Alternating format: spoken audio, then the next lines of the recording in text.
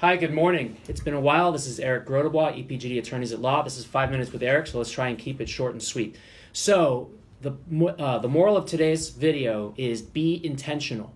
What does that mean? It means don't do things accidentally. Don't be negligent. And let me tell you two quick anecdotes of two things that just happened this morning that really drive this point home. So a couple months ago, we negotiated an operating agreement for a client. And in the operating agreement, we define what a supermajority is to make like the big decisions, and versus a simple majority, right? So big decisions might be bringing on a new member, changing the board composition, selling the company, stuff like that.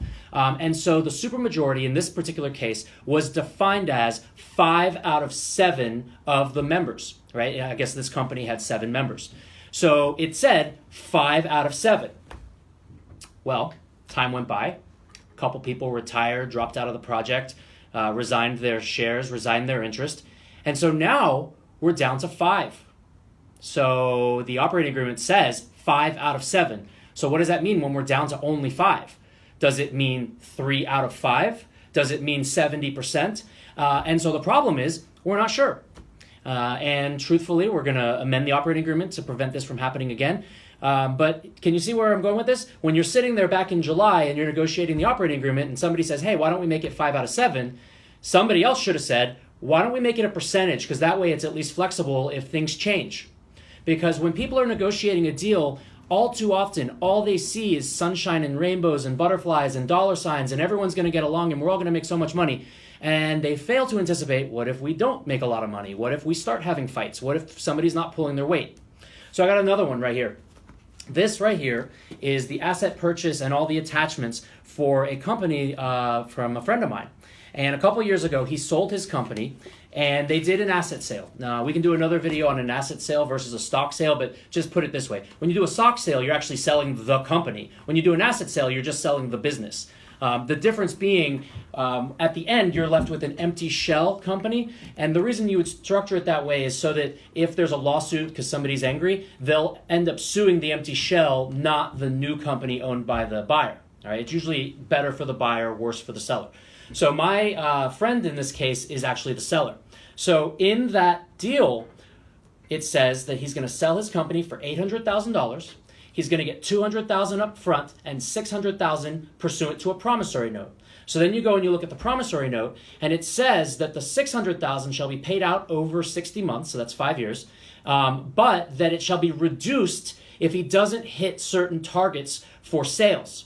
Basically, they came in and they said, listen, last year you did $2.7 million in sales. We need you to hit at least 2.3 on your list of all of your existing clients. If you hit it, great. If you don't, we're going to take money off the promissory note.